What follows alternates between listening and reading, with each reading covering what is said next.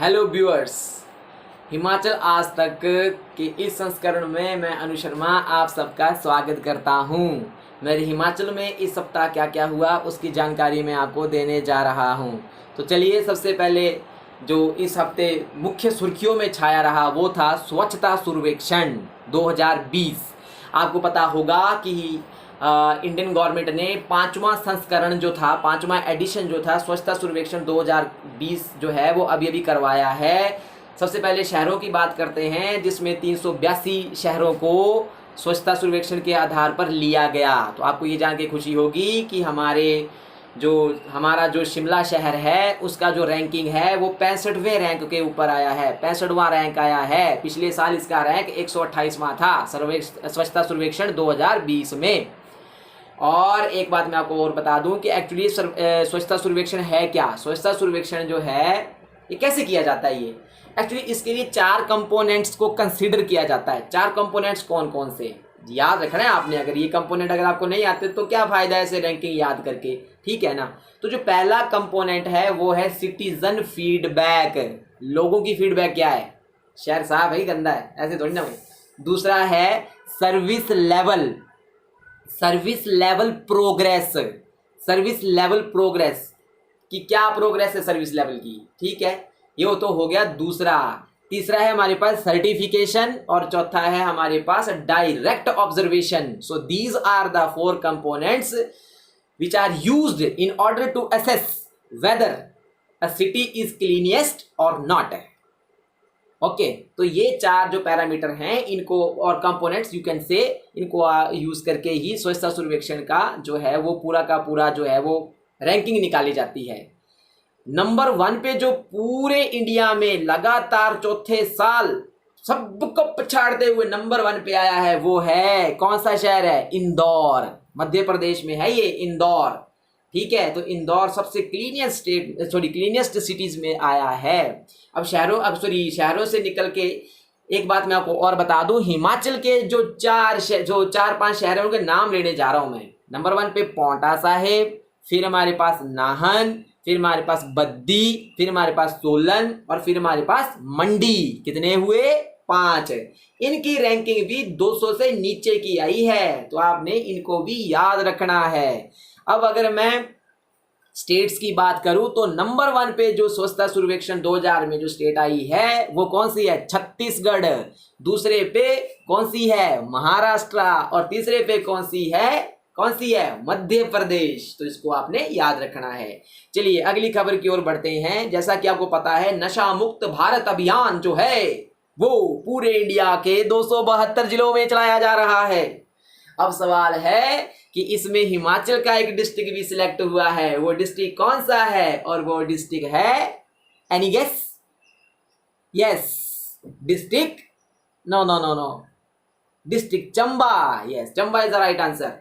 तो डिस्ट्रिक्ट चंबा जो है वो हिमाचल का एक ऐसा जिला है जो 272 जिले हैं हमारे पूरे भारत के, उसमें से उसको चूज किया गया है नशा मुक्त भारत अभियान के तहत। अब ये बताने की आपको जरूरत तो है नहीं कि नशा मुक्ति केंद्रों में क्या क्या किया जाता है, तो इसको छोड़ो। तीसरी खबर जो लेने जा रहा हूं वो भी बहुत इंटरेस्टिंग है। आपको पता होगा कि हॉर्टिकल्चरल डिपार्टमेंट जो है हिमाचल प्रदेश का, इसने एशियन डेवलपमेंट बैंक की सहायता से क्या किया है, 1688 करोड़ रुपए की एक स्कीम है जिसका नाम है शिवा। कौन सा, बम बम बोले वाला शिवा नहीं, कौन सा शिवा, सब tropical horticultural irrigation value addition, ये है शिवा की फुल फॉर्म। तो शिवा नाम का प्रोजेक्ट जो है वो हॉर्टिकल्चरल डिपार्टमेंट में शुरू किया गया है 1688 करोड़ रुपए की सहायता से, एशियन डेवलपमेंट बैंक की सहायता से। इसकी जानकारी आईपीएच मिनिस्टर महेंद्र सिंह ठाकुर जी ने दी। अब सवाल ये है, शिवा की फुल फॉर्म भी बता दी, सब कुछ कर दिया, एक्चुअली इसका मेन मोटिव है क्या, किसके लिए ये? एक्चुअली ये इरिगेशन स्कीम है उन किसानों के लिए जो हॉर्टिकल्चरल करते हैं अपने खेतों के ऊपर। अब हॉर्टिकल्चर में हम क्या क्या करते हैं, फल पैदा करते हैं, ज्यादातर फूल पैदा करते हैं, फ्लोरिकल्चर जो है हॉर्टिकल्चर का एक मेन पार्ट है। तो उन किसानों को हर तरह का प्रशिक्षण देने के लिए, ठीक है ना, वो छोटी छोटी पनीरियां देने के लिए, कलमे देने के लिए, उनकी इनकम को बूस्ट करने के लिए। Now the main motive behind the Shiva is to boost the income of the farmers which are related with the floricultural. तो उनको, उन किसानों को प्रोत्साहन देने के लिए, उनकी इनकम को बूस्ट करने के लिए शिवा नाम का प्रोजेक्ट शुरू किया गया है। चलिए अब अगली खबर की तरफ बढ़ते हैं। अगली खबर है, ये मैं आपको बता दूं कि अभी अभी पोंग डैम, सुना होगा आपने, पोंग डैम जो है वो कहाँ है, डिस्ट्रिक्ट कांगड़ा में। 42 किलोमीटर लंबी झील है और लगभग 19 किलोमीटर चौड़ी ये झील है, ये भी आपको पता होना चाहिए, ब्यास नदी के ऊपर है। पोंग डैम में आपको पता है कितनी तरह की मछलियां होती हैं? मैं मछलियों का नाम बताता हूँ। मछलियां तो बहुत तरह की होती हैं, जो उसमें मेन है। मेन मछली जो पोंग में पाई जाती है वो है महशीर, अगली है रोहू, फिर है कटला, ट्राउट भी है। लेकिन वो एक और मछली जो है वो लेके आए हैं, उस मछली का नाम क्या है, जिसके अंडे अभी अभी उन्होंने डाले हैं पोंग में, क्योंकि आजकल मछली मारने के ऊपर प्रतिबंध लगा हुआ है। क्यों लगा है? इसलिए नहीं लगा है कि कोविड है, कोविड मछली में थोड़ा हो रहा कोई, वो इसलिए लगा है कि आजकल जो है वो हैचरी हो रही है, जो मछलियों के अंडे डाले गए हैं ना, वो डेवलप हो रही है मछलियां उससे, ठीक है। तो उस मछली का नाम है शंघाड़ा, नाम ही बड़ा उल्टा सीधा है, शंघाड़ा, SHANGRA, शंघाड़ा। शंघाड़ा नाम की मछली जो है वो अब पोंग डैम में भी उत्पादित की जाएगी, तो भी आपको ने याद रखना है। चलिए अगली खबर की तरफ बढ़ते हैं। अगली खबर है कि बॉलीवुड मर बहुत रहे आजकल, बॉलीवुड वाले, बेचारा सुशांत सिंह भी मर गया, बेचारा बहुत मर रहे हैं। तो बॉलीवुड के एक जो हमारे पास प्रोड्यूसर हैं, बहुत फेमस हैं, आप सभी जानते होंगे, रोनी स्क्रू वाला, वो 1971 का जो वार हुआ था हमारा पाकिस्तान के साथ, उसके ऊपर एक मूवी बनाने जा रहे हैं। अब इसका हिमाचल से क्या कंसर्न है? तगड़ा कंसर्न है हिमाचल का। पहले बता, मूवी के बारे में बात कर लेते हैं। मूवी शुरू करने जा रहे हैं वो, और मूवी जो है वो 2016 में किताब लिखी गई थी, जिसका नाम था किताब का नाम था द चैफे। और सवाल ये कि चैफे था क्या? चैफे एक तरह का पाकिस्तान का टैंक था जो उन्होंने चाइना से लिया था चोरी, और भारतीय सेना ने उस टैंक को मार गिराया था। और वहां एक आदमी था जो इस सारी घटना को देख रहा था। वो आदमी जो है हिमाचल का है, डिस्ट्रिक्ट कांगड़ा से, धर्मशाला में रहता है। अब मैं उसका नाम बताने जा रहा हूं जो इस मूवी में भूमिका निभाएंगे, और उनका नाम है रिटायर्ड ब्रिगेडियर, है any guess? Balram Singh Mehta. Retired brigadier Balram Singh Mehta इस मूवी में एक भूमिका निभाने जा रहे हैं, जिन्होंने अपनी आंखों से भी देखा था, सब कुछ देखा था। 2016 की किताब जो लिखी द चैफे, उन्होंने इस बात का जिक्र किया था कि किस तरह से भारतीय सेना ने टैंकों को जला दिया, चैफे को जला दिया। और वो सारी की सारी बुक जो लिखी गई है उसको थीम बना के इन्होंने जो है वो मूवी लॉन्च करने जा रहे हैं। तो याद रखना है, अपना जो मेजर हैं, सॉरी अपना जो ब्रिगेडियर हैं, रिटायर्ड ब्रिगेडियर, क्या नाम बताया मैंने आपको? बलराम सिंह मेहता। नाम कभी मेरे को बलवंत आता है दिमाग में, कभी बलराम आता है, तो बलराम सिंह मेहता उनका पूरा नाम है। धर्मशाला में रहते हैं, डिस्ट्रिक्ट कांगड़ा।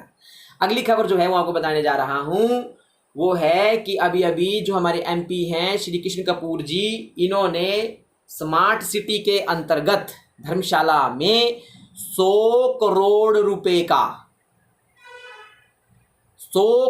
रुपए का इंटीग्रेटेड कमांड कंट्रोल जो सेंटर है उसका जो है वो उद्घाटन किया है। या आप ऐसे कह लो, सेंटर तो नहीं होता ये, इंटीग्रेटेड कमांड कंट्रोल एक तरह की योजना होती है, ये प्लानिंग होती है एक तरह की। इसमें अलग अलग तरीके से अलग अलग तरह की जो है ना स्मार्ट सुविधाएं दी जाती हैं लोगों को। जैसे बोलने का मतलब स्ट्रीट, बढ़िया तरीके की स्ट्रीट लाइटें हैं, बढ़िया तरीके के रोड। तो 5 ऐसे बोलने का मतलब जो है इसमें मतलब जो छोटे छोटे प्रोजेक्ट है ना वो शामिल किए गए हैं। 100 करोड़ का ये प्रोजेक्ट है, इंटीग्रेटेड कमांड कंट्रोल जो भी प्रोजेक्ट है ये धर्मशाला में 100 करोड़ की लागत से शुरू किया जाएगा। चलिए अब हम अगली खबर की तरफ चलते हैं। दूध तो आप सब लोग पीते हैं, कई नहीं भी पीते हैं। चलिए अब अगली जो खबर है वो दूध से जुड़ी हुई है। अभी अभी मुख्यमंत्री श्री जयराम ठाकुर ने हिम हल्दी दूध परियोजना की शुरुआत की है। मिल्क फेड से डिस्ट्रिक्ट मंडी में मिल्क फेड से मुख्यमंत्री श्री जयराम ठाकुर ने हिम हल्दी दूध परियोजना की शुरुआत की है। ठीक है। हिम हल्दी दूध ये है क्या, एक्चुअली किसके लिए बनाया गया है, रोग प्रतिरोधक क्षमता को और पोषण युक्त रहने के लिए इस दूध को लॉन्च किया गया है हिमाचल में। अब पहली बात बता दूं आपको मैं, ये हिम हल्दी दूध है, ये पंजाबी यूनिवर्सिटी पटियाला द्वारा बनाया गया है। पंजाबी भंगड़े पाते भंगड़े, और उन्होंने इसका पेटेंट भी करवा लिया है। तो याद रखना है, पंजाबी यूनिवर्सिटी पटियाला ने हिम हल्दी दूध जो है वो इसको बनाया है। एक बात मैं और बता दूं कि प्रोत्साहन राशि के तौर के ऊपर 835 जो हमारे पास किसान हैं जो दूध पैदा कर रहे हैं, दुग्ध उत्पादक किसान जो हैं, उनको जो है 2000 रुपए की प्रोत्साहन राशि जो है वो मुख्यमंत्री जयराम ठाकुर द्वारा दी जा रही है। और जो किसान जिन्होंने 1000 लीटर दूध जो है वो मिल्क फेड तक पहुंचाया है, याद रखें मिल्क फेड में जो दूध है वो प्रतिदिन 1.24 लाख लीटर आ रहा है। और जिन किसानों ने कम से कम 1000 लीटर दूध जो है वो मंडियों तक प्रोवाइड करवाया है, उनको क्या दिया जा रहा है, 5 लीटर की बाल्टी स्टेनलेस स्टील की दी जा रही है। अगली मेरी खबर जो है वो मैं आपको बताने जा रहा हूं कि परिवहन मंत्री जो कि अब हमारे विक्रम ठाकुर जी हैं, उन्होंने घोषणा की है कि बद्दी में क्या किया जाएगा, ऑटोमेटेड इंस्पेक्शन सेंटर बनाया जाएगा। सवाल ये है कि ऑटोमेटेड इंस्पेक्शन सेंटर होता क्या है। देखिए इसमें बहुत सारी चीज़ें आती हैं, जैसे वाहन की ट्रैकिंग ही ले लो कि वाहन की एग्जैक्ट लोकेशन क्या है, इस वक्त वो है कहाँ पे, कहाँ घूम रहा है वाहन। या ऐसे ले लो कि जैसे बैरियर नहीं होते, बैरियर आते हैं तो ऑटोमेटेड बैरियर होते हैं, वो खुद ही बंद हो जाते हैं, खुद ही खुल जाते हैं। तो ये सारा का सारा जो इंस्पेक्शन है ये ऑटोमेटेड इंस्पेक्शन में आता है, जिसका सेंटर बद्दी में खोला जा रहा है। ऐसा किसने कहा, विक्रम ठाकुर जी ने कहा। ठीक है। एक बात और बता दूं, पोंटा और नाहन में, पोंटा साहिब और नाहन में ऑटोमेटेड बैरियर जो है वो खोले जाएंगे इसी योजना के तहत। एक बात और, इस योजना के तहत जो है केंद्र सरकार से 16 करोड़ 50 लाख रुपए और हमारी हिमाचल गवर्नमेंट की तरफ से 3 लाख रुपए जो है उसको दिया जाने का प्रावधान है। अगली जो खबर है वो बहुत इंपॉर्टेंट है। आपको याद होगा कि इसी साल मार्च 2020 में हिमाचल सरकार ने टेलीमेडिसिन की सुविधा दी थी। आपको पता है टेलीमेडिसिन की सुविधा क्या होती है, ठीक है। घर बैठे ही जो चिकित्सक हैं वो वीडियो वेबिनार करके या वीडियो कॉन्फ्रेंसिंग से बता देते हैं रोगियों को ये दवाई लेनी। डॉक्टरों के मजे तो खैर हमारे भी हैं, कुछ नहीं किया।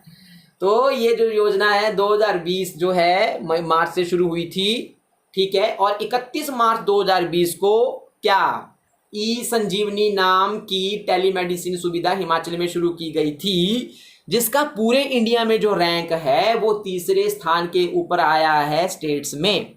अब ये जो है ई संजीवनी जो टेलीमेडिसिन व्यवस्था, इसमें क्या किया जाता है आपको पता ही है। पहले तो जितने भी हमारे हिमाचल के जो हैं प्राकृतिक स्वास्थ्य केंद्र, स्वास्थ्य उपकेंद्र, स्वास्थ्य केंद्र, बड़े बड़े जो चिकित्सा के विद्यालय हैं, कॉलेजेस हैं, जैसे Shimla IGMC Shimla, Tanda medical college, बाकी जो 4 कॉलेज खुल रखे हैं उन सबको जोड़ा जाता है। लाल बहादुर शास्त्री नेर चौक को नहीं भूलना, खतरनाक है वो भी। इन सबको जोड़ा जाता है वेबिनार करके। 24,650 के करीब करीब लोग जो हैं अब 24,650 के करीब करीब जो है परामर्श जो है चिकित्सक दे बैठे हैं लोगों को। और रिसेंटली सरकार ने क्या किया है, जो अभी थोड़े दिन पहले ई संजीवनी OPD पोर्टल का भी जो है शुभारंभ किया है। इसमें जो कोई भी रोगी है, जो मुख्य केंद्र है ना, मुख्य केंद्रों के चिकित्सक, जैसे मान लो पहले कि शिमला IGMC शिमला, दूसरा टांडा मेडिकल कॉलेज, जैसे लाल बहादुर शास्त्री, जो 3 मुख्य केंद्र मतलब सेंट्रल जो इंस्टीट्यूट हैं, यहाँ के जो चिकित्सकों से जो है 3 मुख्य केंद्रों के मतलब जो चिकित्सक हैं उनसे अपने बीमारी के बारे में सलाह, कोई भी मशवरा जो ले सकता है कि क्या किया जाए, मेरे को ये बीमारी है, वो उनसे सलाह ले सकता है। तो याद रखना है जो नया पोर्टल लॉन्च किया गया है वो क्या है, ई संजीवनी, आगे क्या बताया था, OPD। यस, ई संजीवनी OPD पोर्टल का जो है वो शुभारंभ किया गया है। अच्छा, एक बात मैं आपको बताना भूल गया कि इस ई संजीवनी टेलीमेडिसिन के तहत जो नंबर 1 पे स्टेट आती है पूरे इंडिया वो है तमिलनाडु, दूसरे पे आंध्र प्रदेश, तीसरे में हिमाचल। और टोटल जो है सजेशन डॉक्टरों ने दिए हैं वो 24,650 के करीब दिए हैं। ई क्या बताया था, संजीवनी, ई संजीवनी के तहत है। तो आज के कार्यक्रम को यहीं समाप्त करता हूं और अगले हफ्ते फिर से आऊँगा। तब तक खुश रहिए, मज़े करिए, बस यही करना और कुछ नहीं। पढ़ते भी रहिए, ठीक है। पढ़ाई ज़्यादा ज़रूरी है, बिना पढ़ाई के कुछ चलता नहीं है। तो अगले हफ्ते फिर मिलूंगा आपसे, तब तक के लिए थैंक यू, धन्यवाद।